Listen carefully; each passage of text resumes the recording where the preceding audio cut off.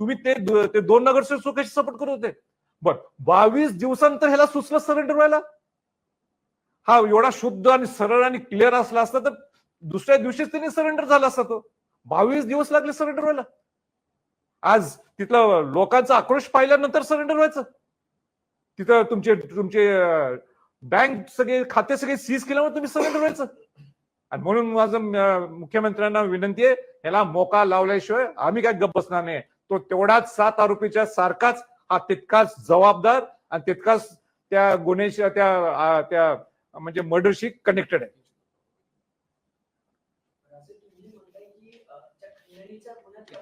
दोन मुद्दे पण अजून मुख्य जो गुन्हा आहे अशी माहिती पण मिळते की मुख्य गुन्हा जो हत्येचा आहे त्याबाबत चौकशी होत नाहीये, फक्त गुन्हा जो दाखल आहे खंडणीचा त्याच्या बाबतीत चौकशी होते. म्हणजे सगळं प्रकरण कुठेतरी भरकटलं जाते की हत्ये. नाही म्हणून मी तीच मागणी केली. आता मोका सुद्धा लावायचं का मी म्हटलं, कारण का नुसतं ते खंडणीच्या नावाखाली त्यांना अटक होणं किंवा स्वतःला सरेंडर होणं हा विषय थांबत नाहीये.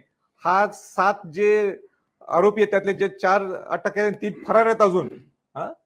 तर ह्या व्यक्ती त्यांचा मोरके आहे, त्यांचं संभाषण सुद्धा झालेलं आहे, ते सगळे इन्व्हेस्टिगेशन मध्ये बाहेर येईलच. आणि म्हणून माझी सरकारला विनंती हीच राहणार आहे की ज्या माणसाकडे ऑलरेडी 14 गुन्हे त्याच्या नावावर आहेत, किती गुन्हे आहेत? 14 गुन्हे त्याच्या नावाने आहेत. आणि 14 गुन्हा असताना सुद्धा त्याला 2-2 बॉडीगार्ड सुद्धा शासन त्याला संरक्षण देते. हे काय ते याच्यात गडबड सगळं घोटाळे. आणि म्हणून त्यांना मोक्याच्या अंडर त्यांना खुनाच्या नावाखाली त्यांना तो गुन्हा त्याच्यावर त्याला मी कलम जे काय असेल कलम ते त्याच्यात लागणं गरजेचं आहे. 9 डिसेंबरला ही घटना होते. त्याच्यानंतर अनेक फोटो उज्जैनचे असतील किंवा पुण्यातलं शेवटचं लोकेशन आहे हे वाल्मिक कराडचं येतं. आज दुपारी 12 वाजता वाल्मिक कराड एक व्हिडिओ जारी करतो ज्याच्यामध्ये ते स्वतः सांगतात की वाशाणला सीआयडी ऑफिसमध्ये सरेंडर करणार आहे.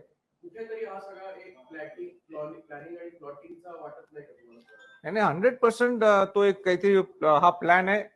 म्हणजे एवढे दिवस सरेंडर व्हायला का लावले? बघ तुमचं मन एवढं स्वच्छ होतं ना, तुम्ही ह्याच्यात नाहीच आहे ना, पहिल्या दिवशी सरेंडर व्हायला पाहिजे होतं. आज तुमच्यावर प्रेशर आलं. आणि माझा उलटा प्रश्न आहे, धनंजय मुंडेंची सुद्धा काल काय चर्चा झाली देवेंद्र फडणवीसांची ते आम्हाला माहित पाहिजे. काल बरोबर चर्चा आणि आज बरोबर सरेंडर. म्हणजे त्याचा तुम्ही क्रमांक जर बघितला तर हा प्रश्नचिन्ह येतो. एवढे दिवस मग का बसला होता? म्हणजे तिकडनं काही निरोप आला काय धनंजय मुंडेंच्याकडनं याला वाल्मिक कराडला की तू बाबा तू सरेंडर हो, नाही तर तुझी सगळी अडचण आहे.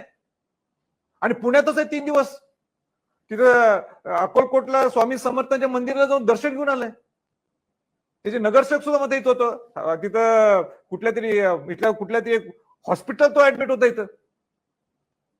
एवढं सगळं कनेक्शन असताना सुद्धा सीआयडीला पकडता आलं नाही. त्याला ह्याच्यामध्ये निश्चित काय ती दडलेलं आहे. ह्या सगळ्या गोष्टी बाहेर आल्या पाहिजे. याचं स्पष्टीकरण सरकारकडनं आम्ही अपेक्षित करतोय.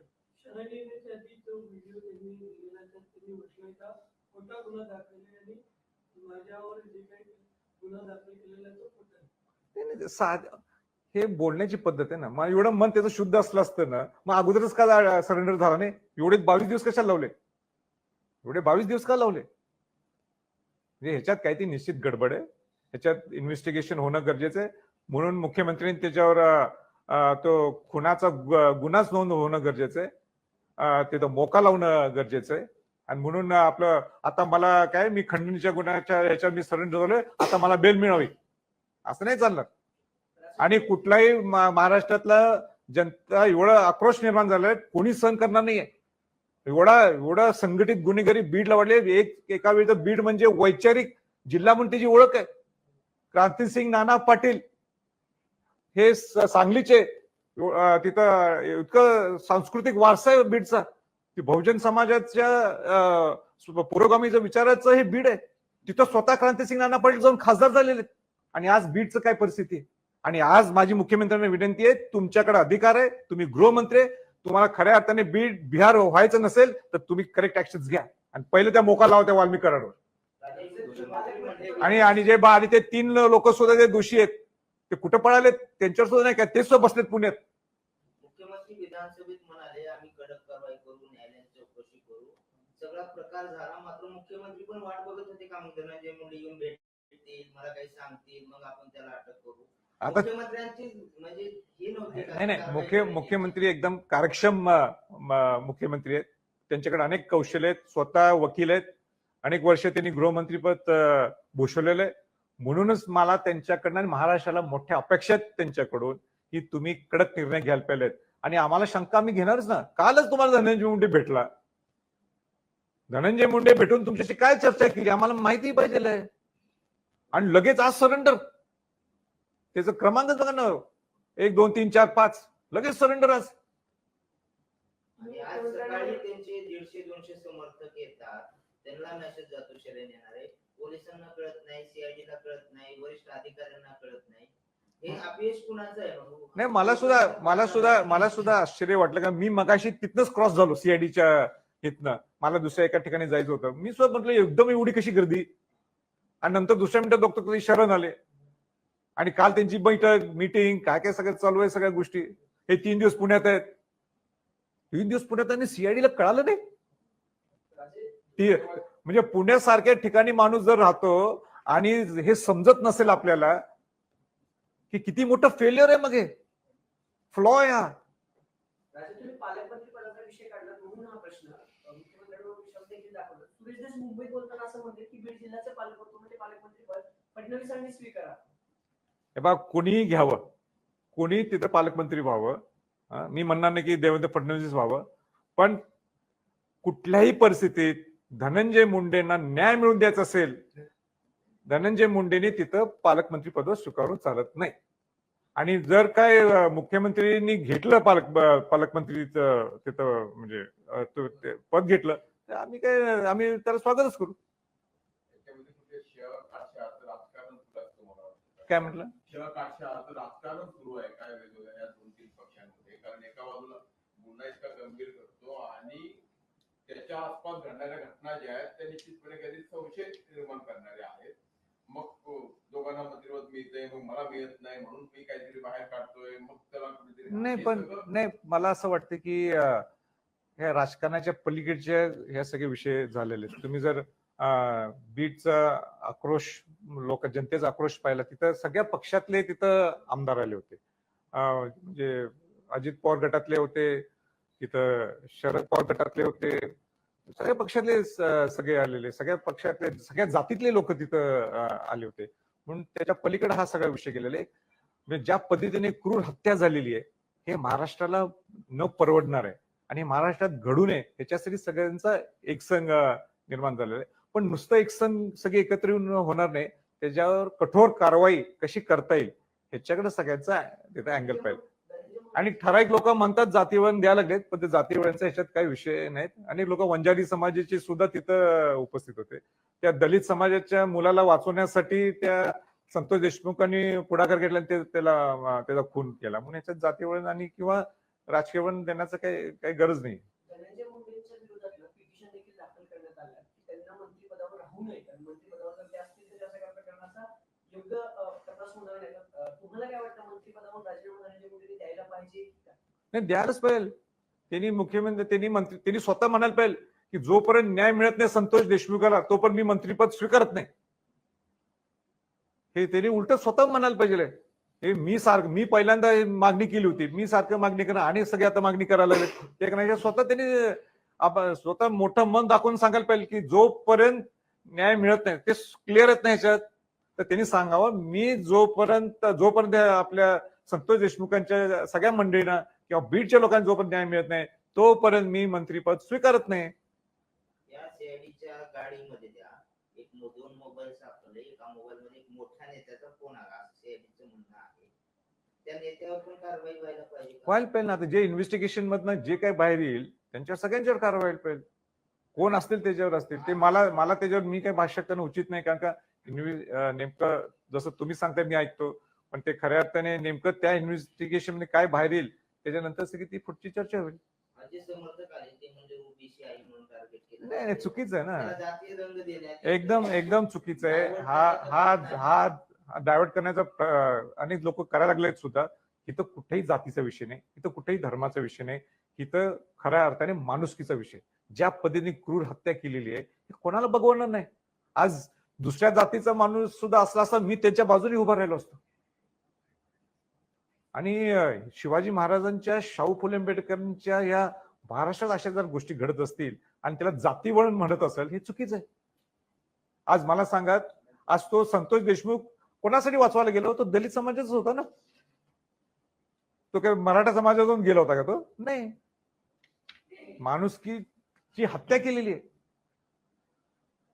अजून वाल्मिक कराड आहे, सगळं खंडणी घेणाऱ्या लोकांचा आका आहे असं काहीतरी म्हणतात सूर्यदेश, आणि त्यांचा म्हणजे त्यांचा जो पाठिंबा आहे ते धनंजय मुंडे नाही.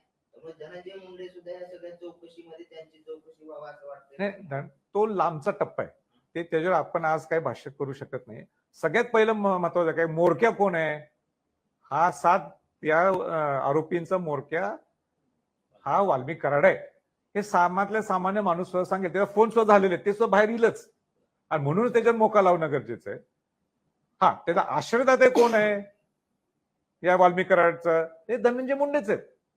आणि ते स्वतः धनंजय मुंडे मान्य करतात की हा माझा जवळचा आहे. त्यांच्या अनेक व्यवहारात ते भागीदारी आहेत. त्याच्या पलीकडे मला जाऊन सांगायचंय की 2-3 व्यवहार की अनेक व्यवहारात त्यांना वटमुक्त्यार पत्र दिलेलं आहे वाल्मिक कराडाला. वटमुक्त्यार पत्र कोणाला दिलं जातं? जो खऱ्या अर्थाने विश्वासू आहे, जो जवळचा आहे, त्याच्याकडे धनंजय मुंडेंचं वटमुक्त्यार पत्र आहे. म्हणजे अशा सगळ्या गोष्टी आहेत ज्याचे त्यांचे कनेक्शन्स आहेत.